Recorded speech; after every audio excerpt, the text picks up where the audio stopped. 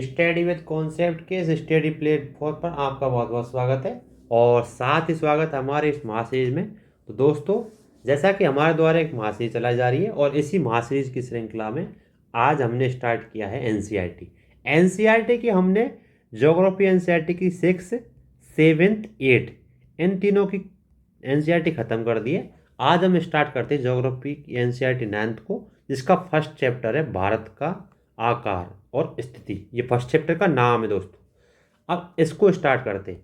सबसे पहले सबसे बड़ी बात क्या है, इसमें क्वेश्चन डायरेक्ट नहीं आएंगे। डायरेक्ट का मतलब क्या है, प्रीलिम्स में जो फैक्ट आएंगे मैपिंग से संबंधित इंडिया से, वो आपको इसमें क्लियर होते चले जाएंगे। नॉर्मल चीज़ें हैं कि अपने भारत के पड़ोसी देश कौन से हैं, भारत के सागर कौन कौन सा सीमा लगा रहा है, उनकी जो बाउंड्री है उनके संबंध क्वेश्चन को आप हल कर देंगे नॉर्मल। तो मेन चीज़ यही है कि बेस है एक प्रकार से मैपिंग का। अब स्टार्ट करते हैं। अब देखो इसमें क्या दे रखा है, देखो आकार और स्थिति भारत के बारे में, ठीक है। अब देखो स्टार्ट करते हैं यहाँ से। तो भारत विश्व की प्राचीनतम संस्कृतियों में से एक है। भारत के बारे में बताया कि ऐसी बात नहीं है, विश्व की जब प्राचीन जो संस्कृति थी उसके समय से और आज तक भारत ने बहुत अच्छा काम किया है। किस क्षेत्र में काम किया वो बताते हैं यहाँ पे।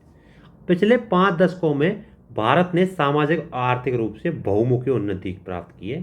पिछले 5 दशकों से, तो कहने का मतलब ये कि पिछले 5 दशक मतलब 50 सालों में भारत ने अच्छी प्रगति प्राप्त कर ली है और अच्छी उन्नति हुई है भारत में। बहुमुखी मतलब चारों ओर से, मतलब चारों ओर से कैसे, देखो जैसे हम बात करते हैं कृषि से संबंधित, उद्योग, तकनीकी, सर्वांगीण आर्थिक विकास, इसमें अद्भुति क्या है, मतलब अद्भुत प्रगति प्राप्त की है, मतलब अच्छी प्रगति हुई है, अच्छा डेवलपमेंट हुआ है आर्थिक रूप से भी और सभी तरह से हमारे यहाँ।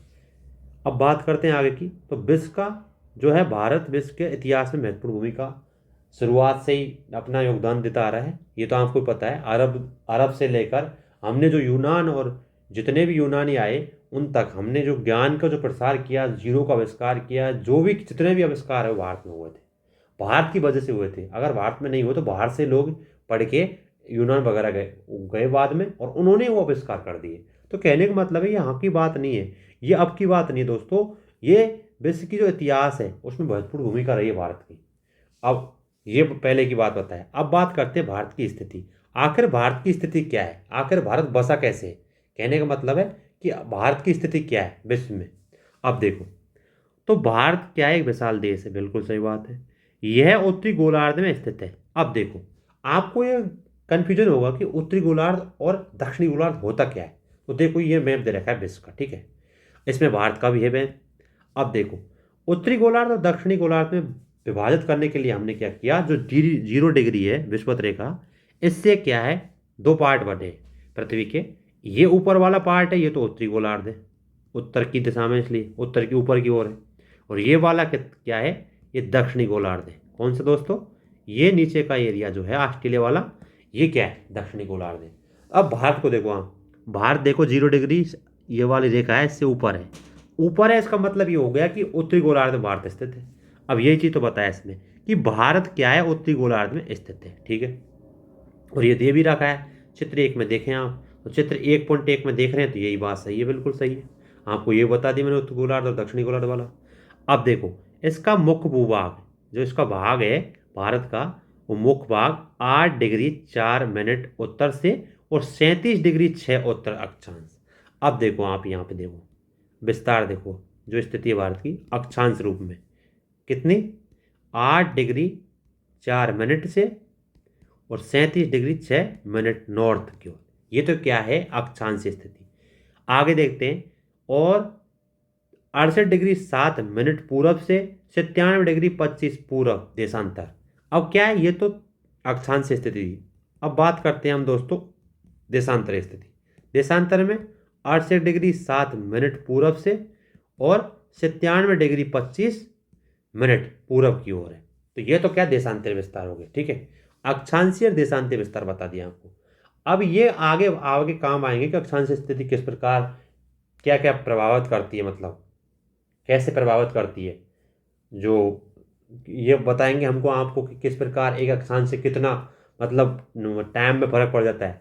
तो वही चीज़ आप आगे बताएंगे इसमें। तो ये तो आपको विस्तार देख लिया उत्तरी अक्षांश वाला और देशांतर वाला, ठीक है। अब आगे बढ़ते हैं। तो अब क्या है, आगे क्या है कि जो उत्तर में है कर्क रेखा जो है वो 23.5 डिग्री उत्तर में देश को लगभग क्या करती है, 2 भागों में बांटती है। कितने, 2 भागों में। अब देखो कर्क रेखा, जब इंडिया का मैप देखेंगे बाद में, पहले आपको बताता हूँ यही मैप जो आगे आएगा। देखो ये कर्क रेखा की बात कर रहे हैं, तो देखो कर्क रेखा भारत को 2 भागों में बांट रही है। देखो ये 2 भागों में बांट रही है, ये जाएगी यूं। तो ये क्या है, 2 भागों में बांट रही है। ये 23.5 डिग्री पे जो जाएगी वो कर्क रेखा ये 2 भागों में बांट रही है भारत को। तो ये चीज़ बताइए अभी तक यहाँ पे। फिर क्या करा है कि इसका जो मुख्य भाग है वो दक्षिण पूर्व में अंडमान और निकोबार द्वीप समूह। अब देखो भारत की हम बात कर रहे हैं, दक्षिण पूर्व देखो ये अंडमान देख लो और ये बंगाल की खाड़ी, यही चीज़ें यहाँ बताइए।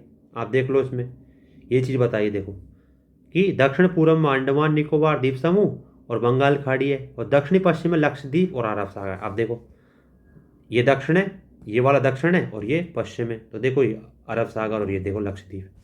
तो ये जो सिचुएशन बताई है मैपिंग की, वो आपको ध्यान रखनी दोस्तों। मेन चीज़ क्या है यहाँ पे, मैपिंग वाला पोर्शन है। आपको क्वेश्चन कैसे भी करके पूछ लेगा, और पीसीएस में विशेषकर फैक्ट पूछते हैं ऐसे नॉर्मल, और आपको बोल देंगे कारण क्या है इसका वगैरह वगैरह करके। देखो ये बात हो गई। अब ये सब चीज़ हमको देखनी है एटलस में। ये तो अपन यहाँ दे रखा है, यहाँ तो मैपिंग दे रखा है, लेकिन आपको जब जब पढ़ें आप तुरंत आप एटलस पे जाए और देखो इन चीज़ों को, ये वास्तव में सही बात है क्या। अब देखो एक ब्रैकेट वाले कहानी आ रही है, क्या है कि क्या आप जानते हैं, क्या जानते हो कि भारतीय संघ जो है, जो स्टैम्प संघ राज्य है, वो सबसे दक्षिणी जो बिंदु था पहले वो इंदिरा बिंदु था। और ये 2004 में क्या सुनामी आई, और सुनामी के कारण दोस्तों क्या है ये डूब गया। और ये कहाँ पे था, देखो यहाँ पे था, ये यहाँ पे इस एरिया में था कहीं तमिलनाडु के नीचे की तरफ।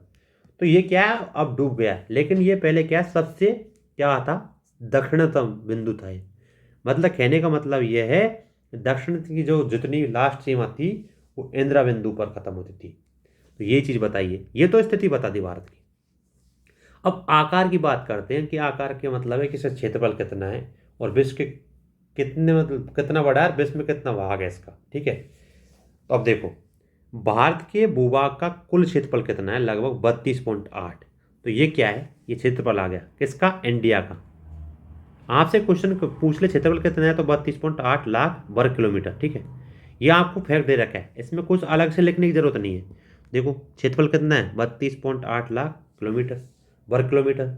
और भारत का क्षेत्रफल विश्व के, अब देखो ये चीज़ ध्यान रखनी है, विश्व के भूभाग का कितना है, भौगोलिक क्षेत्र का 2.4%। जो भारत का क्षेत्रफल है 32.8 लाख वर्ग किलोमीटर, वो क्या है, वो विश्व की जो भौगोलिक क्षेत्रफल है उसका कितना है, 2.4% ही टोटली। तो भारत का जो भूभाग है टोटल विश्व में कितना भाग है उसका, 2.4%। तो ये क्या है, और भारत क्या है, विश्व का सबसे बड़ा है 7वां देश है। इससे पहले 6 और देश हैं, और 6 देशों का आपको याद रखना है। रूस ऐसे कर मतलब रूस का है, उसमें चाइना का भी है, ऐसे करके 7 देश आ रहे हैं। लेकिन वो आपको ध्यान रखना है, इस ये चीज़ें आपको ध्यान रखनी है कि इससे पहले के जो 6 देश कौन कौन से हैं। ये आपको होमवर्क दे रहा हूँ दोस्तों। ये 7वां तो भारत है, ठीक है, और आपको हिंट दे देता हूँ, पहला रूस है, ठीक है। अब इसके बाद आपको बाकी जो 5 बचे उनको याद रख लेना है, और ये आपको करना है। मतलब ये आपको अब ध्यान, देखो थोड़ा बहुत तो आपको भी करना पड़ेगा, हर चीज़ में आपको नहीं बता सकता। देखो 7वां बड़ा देश है भारत विश्व में, तो इसका मतलब 6 से बड़े होंगे क्षेत्रफल की दृष्टि से। तो वो क्या है, आपको 6 हैं इससे बड़े, वो आपको बताने हैं। मतलब आपको याद कर लेना है कौन कौन से हैं 6। इतना काम तो आपको करना ही पड़ेगा भाई, इतना तो बनता है काम। क्योंकि आप बिल्कुल ये नहीं है कि आपको मैं बता रहा हूँ वही चीज़ रट्टा मारो, रट्टे मारने की ज़रूरत नहीं है। आपको खोजो उन चीज़ों को, गूगल पे खोजो, कहीं पे खोजो, और आप उनको सॉल्व करो, साथ ही साथ रिवीजन करो उसका, बाद का झंझट ही छोड़ो, ये ध्यान रखना। आगे बढ़ते हैं। और भारत की जो स्थल सीमा है, रेखा है, वो लगभग कितनी है, 15,200 किलोमीटर, 15,200 किलोमीटर है। क्या है ये, क्या है दोस्तों, ये क्या है, कुल स्थलीय सीमा, कुल स्थलीय सीमा कितनी है दोस्तों, ये है 15,200 किलोमीटर, 15,200 किलोमीटर। किलोमीटर, ठीक है। और समुद्री तट रेखा अंडमान और निकोबार द्वीप समूह और लक्षद्वीप के साथ कितनी है?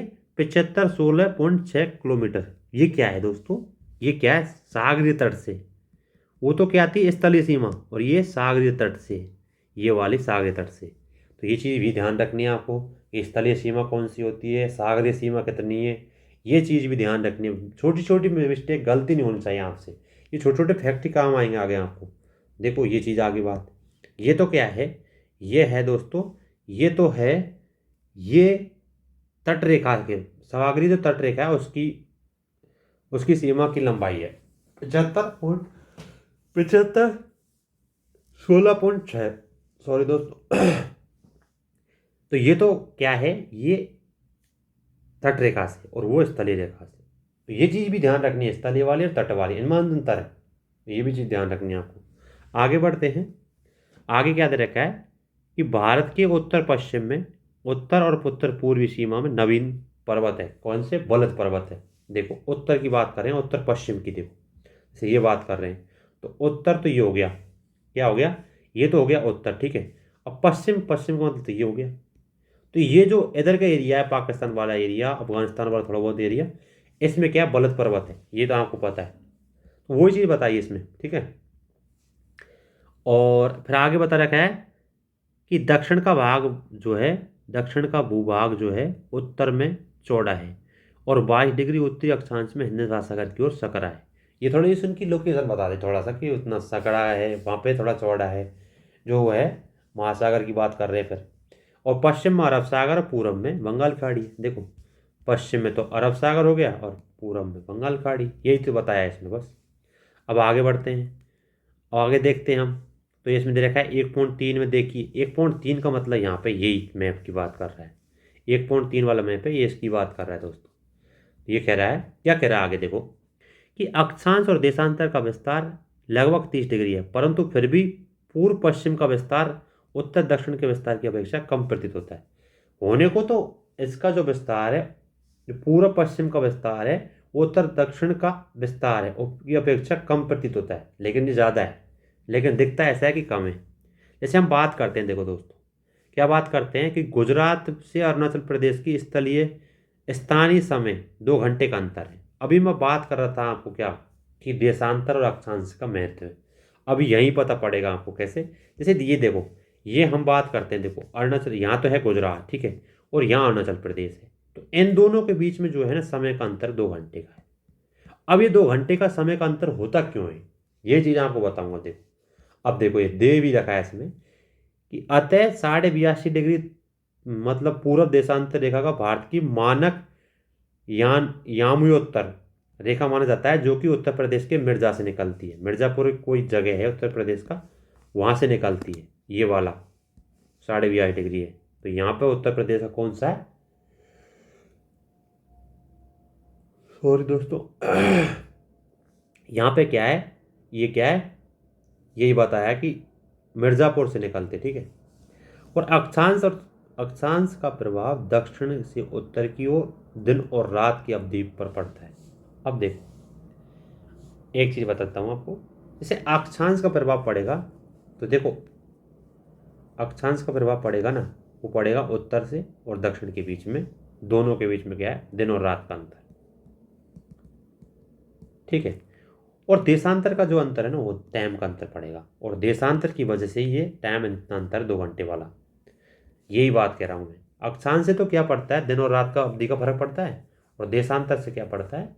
देशांतर से पड़ता है दोस्तों वहाँ की टाइम का फर्क। अब ये इसके बाद हम देखते हैं, क्या देखते हैं, तो आपको भी, सॉरी दोस्तों थोड़ा अब देखो भारत और विश्व, ये मैंने आपको बता दिया कि ये अंतर क्यों है, देशांतर की वजह से। तो वही चीज़ आपको ध्यान रखनी बस।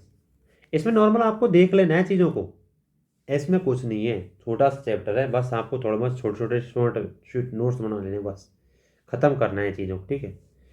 बस ये नॉर्मल देख लेना क्या क्या क्या नहीं है, उसकी कितनी सीमा लगा रहा है वगैरह वगैरह, उनको देख लेना है आपको सर सही निगाह से। इतना टफ नहीं है ये चीज़ें, ये थोड़ा सा मैपिंग का पार्ट है थोड़ा, इसलिए थोड़ा बहुत बता रहा हूँ आपको। अब देखो कि भारतीय भूखंड एशिया महाद्वीप के पूर्व में और पश्चिम के मध्य में स्थित है। ये भी चीज़ देखो, भारत जो है ना एशिया के दे रखा है, देखो एशिया महाद्वीप के पूर्व में, ठीक है, और पश्चिम में मध्य में स्थित है, पश्चिम के मध्य में स्थित है, एशिया महाद्वीप के पूर्व में और ये पश्चिम में स्थित है, ठीक है। ये थोड़ा सा बता दिया एशिया के बारे में, एशिया से तुलना करिए। फिर करते हैं कि भारतीय भूभाग एशिया महाद्वीप के दक्षिणी में विस्तार है। अब देखो दक्षिण में तो है एशिया महाद्वीप एरिया, दक्षिण में देख लो, वही चीज़ तो बताइए इसमें, और अलग थोड़े बताया इसमें कुछ अलग। हिंद महासागर जो कि पश्चिम में यूरोपीय देशों और पूर्वी यूरोपीय देशों एशियाई देशों से मिलाता है। किसको? हिंद महासागर जो है पश्चिम में तो यूरोपीय देशों को और पूर्व में एशियाई देशों को। पश्चिम में यूरोपीय देशों को और इधर इधर कौन सा है? पश्चिम में तो यूरोपीय देश हो गया और पूर्वी भाग में एशियाई देशों को, तो पूर्वी भाग में एशियाई देशों को ये वाला पोर्शन है। ये हिंद महासागर की बात चल रही है अभी यहाँ, ठीक है। और भारत केंद्रीय स्थिति में प्रदान करता है, मतलब भारत की स्थिति केंद्र में, ठीक है। उसके बाद देखो दक्षिण का पठार जो है हिंद महासागर के शीर्षवत फैला हुआ है और पश्चिम एशिया, अफ्रीका, यूरोप देशों के साथ साथ पूर्वी एशिया के देशों के पूर्वी तटों के माध्यम से निकटतम संबंध रखता है। क्या बात कर रहे हैं हम? हिंद महासागर की बात कर रहे हैं, जो भी बात कर रहे हैं कि हिंद महासागर अफ्रीका से, पश्चिमी एशिया से, यूरोप से, इन सभी से इनका मतलब कनेक्टिविटी है इसकी, हिंद महासागर की जुड़ा हुआ है पूरा। और हिंद महासागर में किसी भी प्रकार की तटीय सीमा रेखा भारत जैसी नहीं है, मतलब हिंद महासागर ऐसे कोई तटीय रेखा नहीं फिक्स, जैसे भारत की अभी बताई थी। अब ठीक है आगे बढ़ते हैं।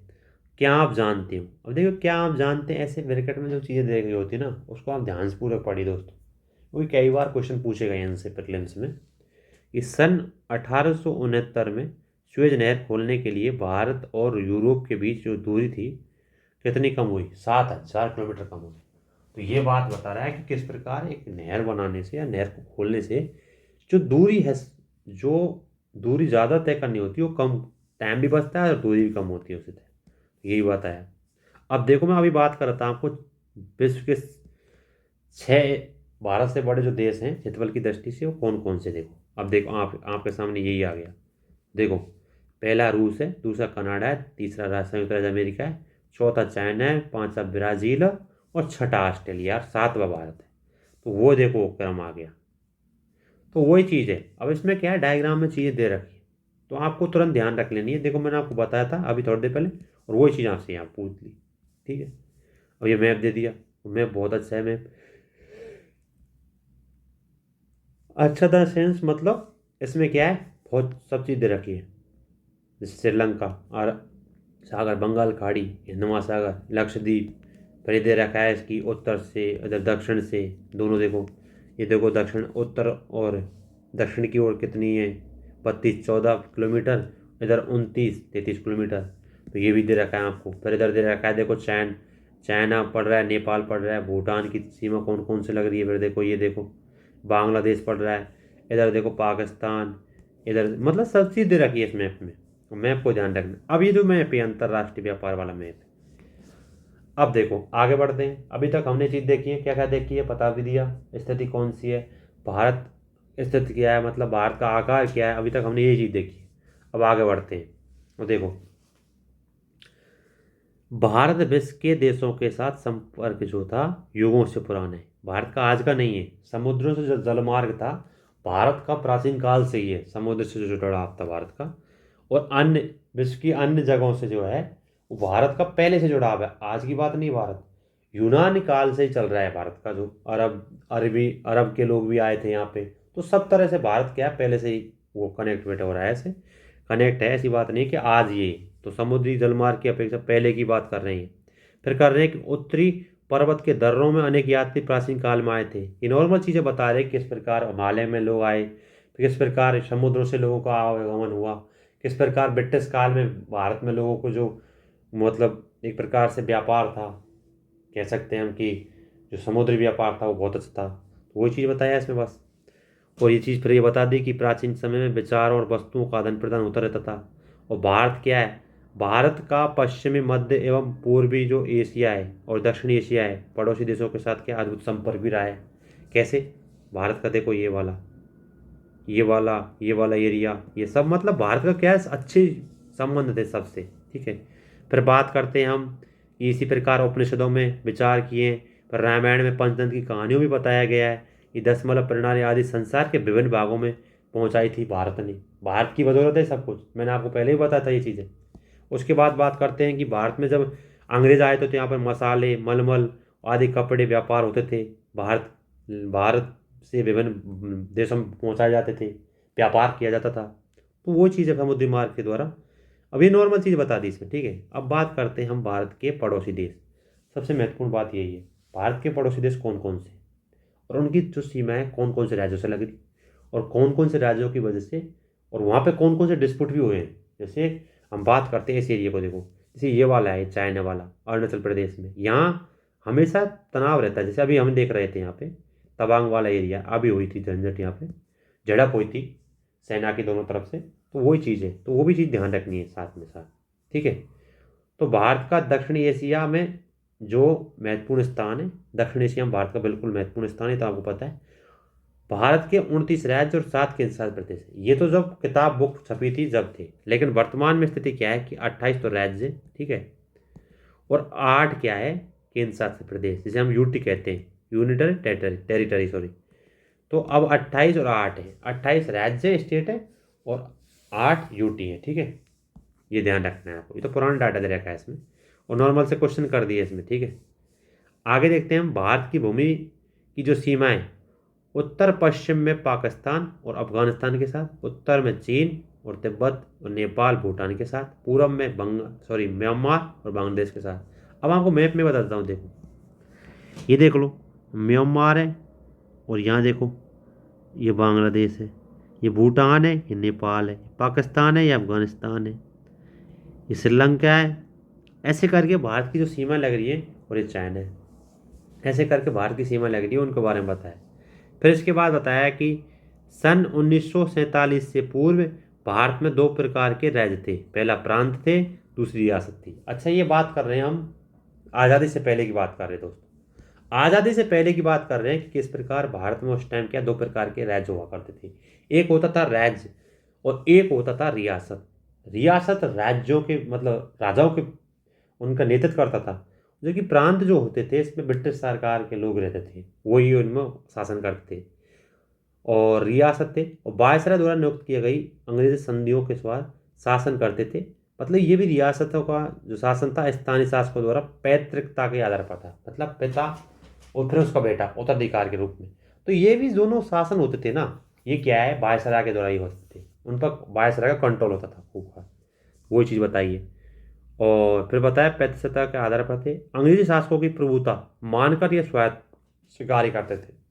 वही बात है, अंग्रेज इनको ऑर्डर देते थे, ये शासन करते थे। तो ये केवल एक कठपुतली राय के थे, कुछ इनका कुछ खास नहीं था। तो ये बता दिया। फिर देख लो आप, ऐसे ही देख लो आप नॉर्मल, इसको मैं आप बाद में बताऊंगा, इस मैप को थोड़ा सा आगे पढ़ लेते हैं थोड़ा सा। दक्षिण में समुद्र पार सॉरी 2 पड़ोसी द्वीप समूह राष्ट्र थे। द्वीप समूह राष्ट्र क्या होते हैं, देखो छोटे छोटे द्वीप मिलकर किसी देश का निर्माण करते हैं। जैसे मालदीव की बात करते हैं, देखो सॉरी दोस्तों ये सब मालदीव की बात करने, छोटे छोटे देश है, देखो ये द्वीप है छोटे छोटे। तो ये द्वीप हो गए, एक श्रीलंका हो गया, ये भी तो एक द्वीप ही है, थोड़ा ये बड़ा है, बस इतना अंतर है। भारत और श्रीलंका के बीच में छोटी रास्ता या पाक जल संधि। अब भारत और पाक इसके बीच में क्या है, छोटा सा रास्ता है ये वाला, तो क्या पाक जल संधि है, तथा मन्नार की खाड़ी है। मालदीव और लक्षद्वीप के दक्षिण में स्थित है। मालदीव जो है दक्षिण लक्षद्वीप के दक्षिण में स्थित है, देखो मालदीव ये रहा, ठीक है, ये क्या लक्षद्वीप के दक्षिण में, देख लो वही चीज़ बताई बस। आगे हम बात करते हैं कि अपने पड़ोसी देशों के साथ भारत के भौगोलिक एवं ऐतिहासिक जो संबंध है बहुत अच्छे रहते हैं, और अपनी एटलस में जाकर इन चीज़ों को देख, ये नॉर्मल चीज़ बता दी। फिर एक चीज़ बताई, क्या बताई दोस्तों, कि आप जानते ये वाली चीज़ें आपसे कहीं भी मिले ना, क्या आप जानते हो, तो उसको बेसिस कर आप देख लें, थोड़ा सा उसके बारे में पढ़ लें, कि ये कुछ ऐसी फैक्ट आ जाते हैं वहाँ पे जो प्रीलिम्स में क्वेश्चन पूछ ले जाते हैं ऐसे फैक्टों से। तो कुछ देखो क्या दे रखा है, कि स्कूल भुवन एक पोर्टल है। स्कूल भुवन क्या है, एक पोर्टल करके है कुछ। ठीक है, ठीक है।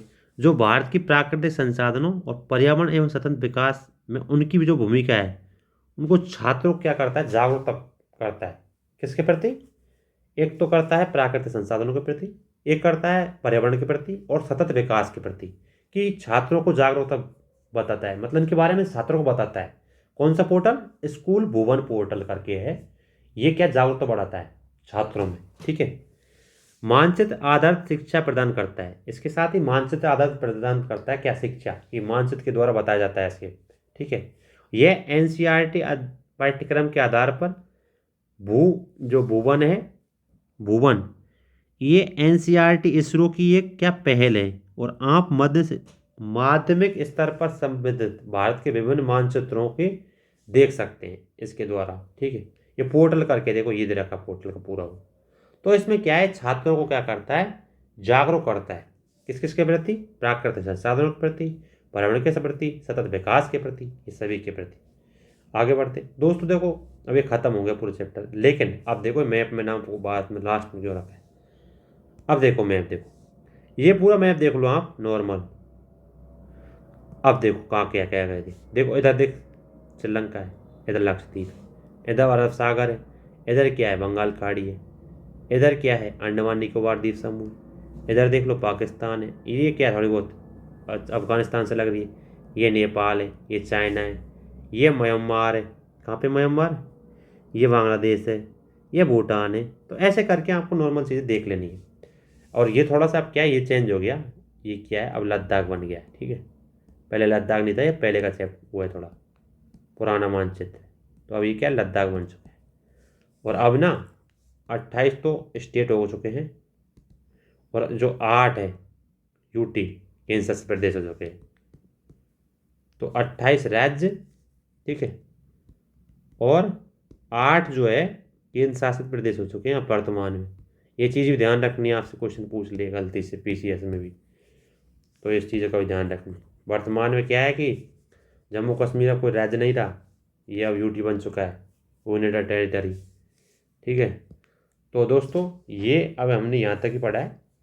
इसमें हमने क्या क्या देखा, देखो भारत की स्थिति के बारे में देखा, भारत का आकार क्या है इसके बारे में देखा, भारत के पड़ोसी देश कौन कौन से इसके बारे में देखा, आखिरकार अक्षांश और देशांतर में जो प्रभावित करते हैं वो किस प्रकार प्रभावित करते हैं, कौन से, मतलब एक तो टाइम की वजह से टाइम को बताता है, दूसरा बताता है कि दिन और रात का अंतर हो जाता है, तो वही चीज़ बताई दोस्तों। तो ऐसे छोटे छोटे फैक्टों का आपको ध्यान रखना है। तो आशा करता हूँ दोस्तों जो 9th क्लास की एनसीईआरटी शुरुआत की है ये अच्छी हुई है। और दूसरी बात, सबसे बड़ी बात क्या है, आपको नॉर्मल चीज़ें पढ़नी है और रटनी नहीं है, आपको समझनी है। मानचित्र के द्वारा जब सब चीज़ बताई गई है, इसमें पूरा मानचित्र दे रखा है इंडिया का और वर्ल्ड का भी दे रखा है, तो आपको मानचित्र के द्वारा चीज़ों को समझना है, रटना नहीं है। क्वेश्चन कैसे भी करके आ जाए, घुमाए, आपको क्या दिक्कत नहीं आनी चाहिए। क्यों नहीं आएगी दिक्कत? यदि आप अच्छी तरह से मैप को देख सके हो, मैप यदि आपने अच्छे से पढ़ा है तो आपको दिक्कत आएगी नहीं। कैसे भी पड़ोसी पूछ लो, कुछ भी पूछ लो। और आगे के चैप्टर भी 9th क्लास के अच्छे चैप्टर हैं दोस्तों। तो आशा करता हूँ दोस्तों यहाँ तक ये चीज़ समझ में आई होगी। धन्यवाद दोस्तों यहाँ तक बना रहने के लिए।